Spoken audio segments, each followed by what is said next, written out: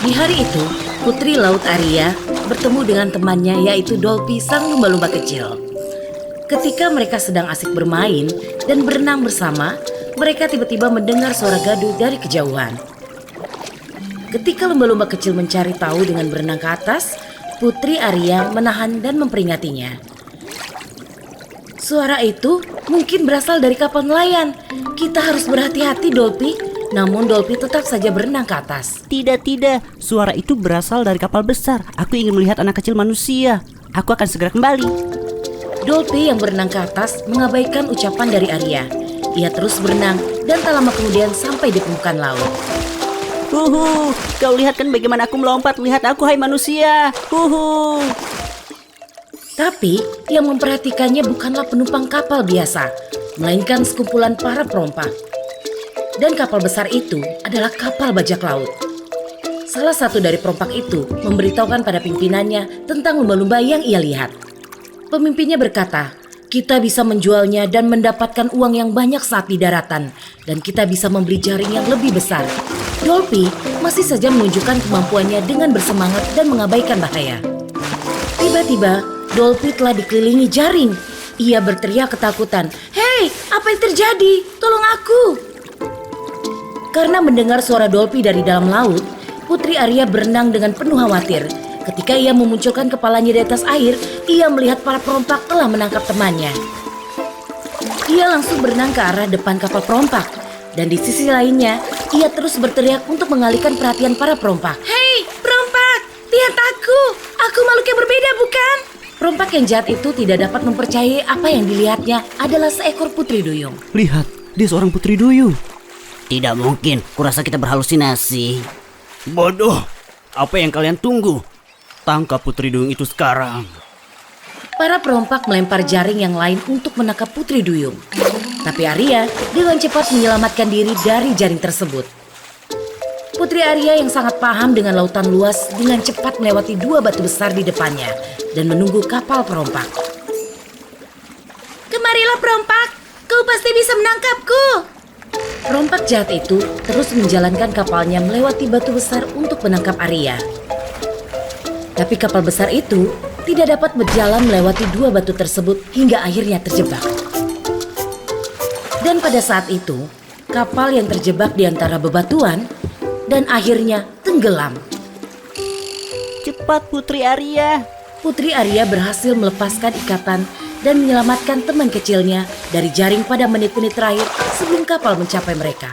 Sebaliknya, 3 bajak laut yang selamat dari kapal yang tenggelam itu sedang memanjat bebatuan dan kehabisan nafas.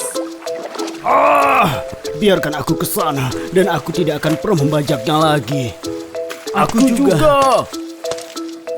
Saat putri duyung kecil kembali ke laut dengan damai setelah menyelamatkan temannya.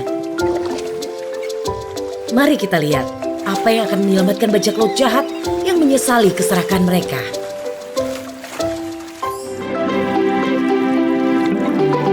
Sebuah persiapan yang meriah telah dimulai di kerajaan laut dalam, di kedalaman laut. Karena keesokan harinya adalah ulang tahun si bungsu putri kerajaan, putri duyung yang cantik, Arya. Saat setiap orang sedang persiapkan hadiahnya, si lumba-lumba kecil, Dolphy, berangkat untuk memilih hadiah indah untuk si putri duyung. Setelah lama berenang, ia melihat sebuah kilauan. Kilauan itu berasal dari mutiara laut yang kerangnya dijaga ketat. Terlebih lagi, banyak makhluk laut yang antri untuk melihat kecemerlangan mutiara itu. Dolphy berpikir mutiara itu akan menjadi hadiah indah untuk Arya. Kemudian, muncullah penyihir laut Vega dan semua ikan kabur ketakutan. Mutiara paling berkilau, aku pernah melihatnya dahulu kala. Itu harus jadi milikku. Tanpa tanya pada yang lain, Vega mengambil mutiara dari kerang dengan amarah. Vega, tolong kembalikan mutiaraku. Ia perlu tumbuh dan matang. Vega tidak mendengarkan apa yang dikatakan dan pergi menjauh dengan permata di tangannya. Dolphy mengikutinya diam-diam. Dia mau mengambil mutiara itu.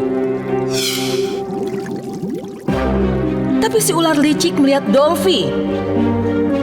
Yang mulia, si Si lumba-lumba bodoh ini mengikuti kita. Kurasa ia mengincar mutiara itu. Jangan ganggu aku. Urus lumba-lumba itu. Ular melempar butiran-butiran pasir dengan ekornya ke lumba-lumba kecil. Au, berhenti. Apa yang kalian lakukan? Saat Dolphy menyipitkan mata karena pasirnya, ular tidak berhenti dan melempar tanaman menjalar ke arahnya.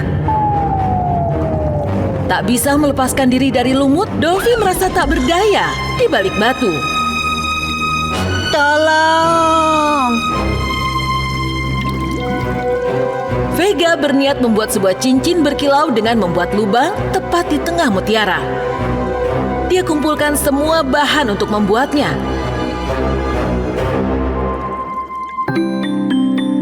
Keesokan harinya, Arya si putri duyung mendengar tangisan sebuah kerang saat sedang mencari keberadaan Dolphy.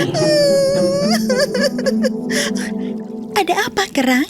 Mengapa kamu menangis? Mutiara, Vegas penyihir laut ambil mutiaraku dan ia masih sangat kecil. Tolong, janganlah bersedih, kerang. Ku akan ambil kembali mutiaramu. Tapi aku harus temukan Dolphy dulu. Kerang mengatakan bahwa Dolphy juga inginkan mutiara yang diambil Vega dan pergi mengikuti Vega. Oh tidak, Vega bisa bahayakan tidak hanya mutiara, tapi juga Dolphy. Putri duyung cilik berenang dengan panik menuju gua Vega. Sementara itu, Vega mengambil tongkat pipih dengan tangannya dan membuat lubang di mutiara. Tapi tiba-tiba, kilauan mutiara berangsur-angsur memudar. Dia taruh mutiara itu ke dalam cangkang kerang dan lambaikan lengan guritanya untuk mengucapkan mantra cahaya. Namun kemudian ular berenang cepat hingga menabrak cangkang kerang dan menjatuhkan mutiara ke tanah. Mutiara itu terguling dan tersangkut di celah sebuah batu di tanah. Apa yang kamu lakukan saat aku berusaha mengucapkan mantra, ha? Janganlah marah, Yang Mulia. Aku akan melepaskan mutiara itu dari sana. Ular dengan kedua tangan dan ekornya berusaha mengeluarkan mutiara itu, tapi ia tidak berhasil. Ular! Kamu kacaukan semua rencanaku. Pergi dari hadapanku sekarang. Ular perlahan melangkah keluar dari gua. Melihat para kura-kura berenang bahagia di hadapannya, dia mengusik mereka. Jangan berenang di sini. Yang Mulia akan terganggu. Para kura-kura saling memandang, dan saat pergi menjauh dari sana, mereka mendengar tangisan di balik tebing. Saat mereka mendekati tebing, mereka melihat Dolphy si lumba-lumba kecil menggeliat dan menangis di dalam tanaman lumut menjalar yang menjeratnya. Apa yang terjadi denganmu, lumba-lumba? Ular menjeratku di sini. Tolong selamatkan aku. Sekeras apapun para kura-kura berusaha, mereka tidak bisa menguraikan lumut itu karena mereka butuh tangan kuat untuk melepaskan ikatan. Kemudian, Putri Duyung Arya melihat para kura-kura di dekat gua. Saat ia mendekati mereka, ia menemukan Dolphy. Dolphy, aku akan menyelamatkanmu. Arya akhirnya menyelamatkan temannya si lumba-lumba kecil dengan tangannya yang kuat. Maafkan aku, Putri Duyung. Aku hanya ingin memberimu hadiah, mutiara yang indah di ulang tahunmu. Persahabatan kita jauh lebih berharga dari semua hadiah yang bisa kamu berikan, Dolphy. Sekarang, ayo ambil mutiaranya dan kembalikan ke pemilik aslinya. Putri Duyung dan Dolphy pergi ke laut bersama-sama menuju gua penyihir. Vega sangat terkejut melihat Arya ada di sana. Apa yang kamu lakukan di sini, Putri? Vega, dilarang mengambil sesuatu yang bukan milikmu tanpa permisi. Tolong kembalikan mutiara kecil itu. Aku tak akan minta izin padamu saat lakukan sesuatu. Pergi dari guaku sekarang, atau aku akan tenggelamkanmu di tinta. Arya, lihat. Mutiara itu masuk ke dalam celah. Saat Putri Duyung membungkuk untuk mengambil mutiara yang tersangkut di celah, Vega segera melemparkan bola-bola tinta dengan lengan cumi-cuminya. Dolphy menghentikan tinta itu dengan ekornya agar tidak mengenai Arya, tapi seluruh tubuhnya jadi tertutupi tinta hitam. Setelah bersusah payah, Putri Duyung berhasil mendapatkan mutiara dari celah. Dan mereka segera pergi. Apa gunanya mutiara yang telah kehilangan kilauannya? Putri Duyung dan Dolphy pergi ke kerang dengan berhati-hati membawa mutiara. Kerang muda itu sangat bahagia melihat mutiara yang telah hilang. Saat Putri Duyung membawa mutiara ke kerang, mutiara itu berkilau lagi. Mereka mengambil mutiara sebelum matang dan menghilangkan kilauannya. Terima kasih banyak telah membawanya kembali padaku.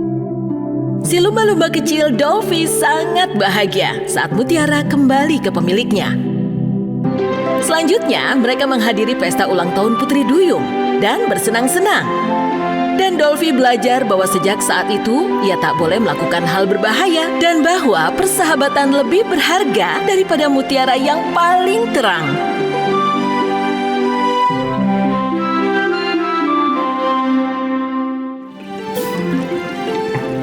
Di kedalaman lautan biru dari dunia bawah laut, sekelompok ikan hiu menemukan peti harta karun yang dilapisi kilauan emas. Ketika mereka sedang berburu mangsa yang segar, mereka mulai mengitari kotak itu. Mereka berusaha untuk membuka peti tersebut. Namun mereka gagal. Peti ini sangat rapat dan tidak bisa dibuka. Kotak itu sudah pasti berisi emas. Lihatlah, berkilau. Apa kau pikir itu cukup untuk membeli kerajaan bawah laut? Geng hiu yang menakutkan ini membuat suara teriakan kuda laut dengan mengibaskan ekor mereka dengan cepat untuk membuka kotak tersebut. Tapi kotak itu tidak bergerak sama sekali. Kali ini, si hiu mencoba untuk memotongnya dengan sirip runcing mereka. Namun, kotak itu tetap tidak bisa terbuka. Sebagai usaha terakhir, mereka menggigit kotak itu menggunakan gigi-gigi mereka yang menakutkan. Tapi kotak itu tetap tidak bisa terbuka. Pasti ada cara lain untuk membuka kotak ini. Hiu itu datang melalui pasir-pasir di sekitar kotak tersebut.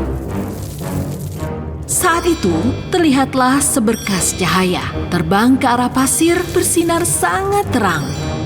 Itu bersinar sangat terang. Seseorang pasti akan melihatnya. Kita tidak akan mampu menyembunyikannya. Sementara itu di kerajaan bumi, Pangeran Edward dan Arya si Putri Duyung bepergian dengan menggunakan kapal. Mereka melihat sebuah botol mengambang di atas air. Cepat, berikan botol itu kepadaku.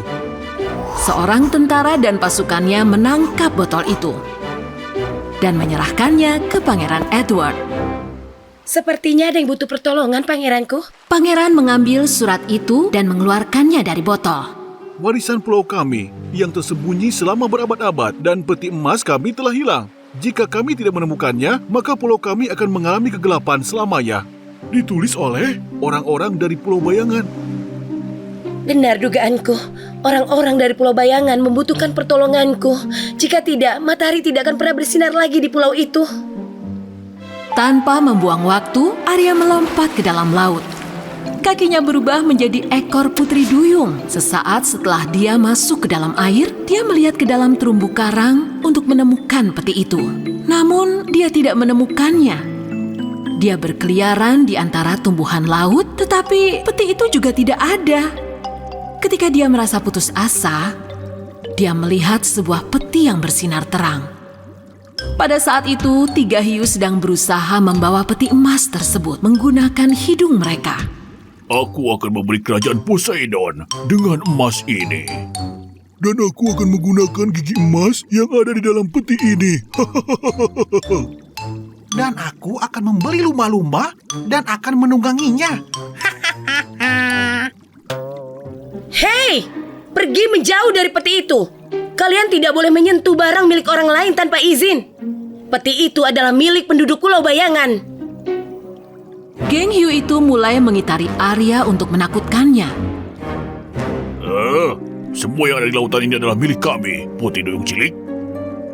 Ketika geng hiu itu akan menyerang Putri Duyung Cilik itu, Arya berenang dengan kekuatan ekornya yang luar biasa dan dengan mudah mengambil peti emas itu dan memindahkannya. Geng hiu itu terkejut ketika melihat Arya mendapatkan peti itu dengan mudahnya. Lalu mereka segera mulai mengejarnya. Kami yang menemukannya, itu milik kami. Tinggalkan itu sekarang. Arya berlari melewati lubang batu untuk menghindari peti itu dari kejaran para hiu yang mengejarnya. Walaupun kedua hiu itu dapat melewati lubang, namun sayangnya ketua hiu terjepit di lubang itu. Selamatkan aku! Aku terjebak di bebatuan. Namun geng hiu itu tidak dapat menolong ketua mereka dari lubang itu dan lanjut mengejar Arya dengan tamaknya. Setelah berenang sejenak, mereka melihat ekor berwarna hijau di balik bebatuan yang berlumut. Kami menemukanmu, Putri Duyung Cilik. Menyerahlah atau melawan. Saat salah satu hiu menggigit ekor di balik bebatuan, dan dia mulai bergemetar. Karena ekor yang digigitnya ternyata adalah kabel listrik. Aku rasa aku tidak dapat bergerak. Kau sajalah yang mengejar peti itu. Hiu lainnya pun menjadi begitu serakah dan mengejar peti itu sendirian. Sementara itu, Arya si Putri Duyung Cilik mulai merasa lelah untuk membawa peti itu. Melihat kesempatan ini, hiu itu mengendap-endap dan menangkap Arya. Tapi untungnya Arya dapat menyingkir dari hiu itu, menggerakkan ekornya dari satu sisi ke sisi yang lain. Segera setelah dia melemparkan peti itu ke permukaan air dengan sekuat tenaga, dia berenang ke arah yang berlawanan untuk mengecoh hiu itu. Apakah aku harus mengejar peti itu atau Putri Duyung Cilik dulu? Peti atau Putri Duyung? Peti atau Putri Duyung? Lalu peti itu terjatuh tepat di kepala si hiu. Dan hiu itu terhempas di kedalaman lautan. Dan Arya mengambil peti tersebut dan berenang secepatnya menuju kapal. Ekornya berubah menjadi kaki manusia kembali. Pangeran sangat bahagia ketika melihat peti itu ada di tangan Arya. Pangeranku, ayo kita segera kembali ke pulau itu sebelum terlambat dan kembalikan peti ini kepada pemilik yang sah. Arya si Putri Duyung Cilik dan Pangeran Edward telah mengantarkan peti itu kepada penghuni Pulau Bayangan. Semua penduduk pulau sangat bahagia dan segera membuka peti itu dengan penuh kegembiraan. Di sana hanya terdapat satu lampu, tapi ini adalah lampu ajaib. Tiba-tiba, Pulau Bayangan itu berubah menjadi pulau bercahaya yang terang benderang. Arya dan Pangeran Edward bersiap untuk berlayar lagi, pergi meninggalkan pulau bercahaya itu. Pada saat itu pula, geng hiu menemukan peta harta karun lainnya di dalam laut. Wah, lihatlah, ada peti harta karun lain.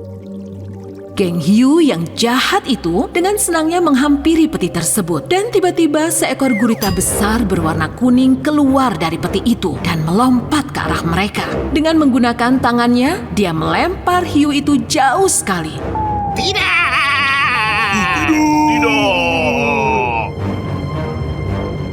Anggota geng hiu akhirnya menyadari bahwa mereka tidak boleh memegang barang yang bukan miliknya tanpa izin. Meskipun itu sulit,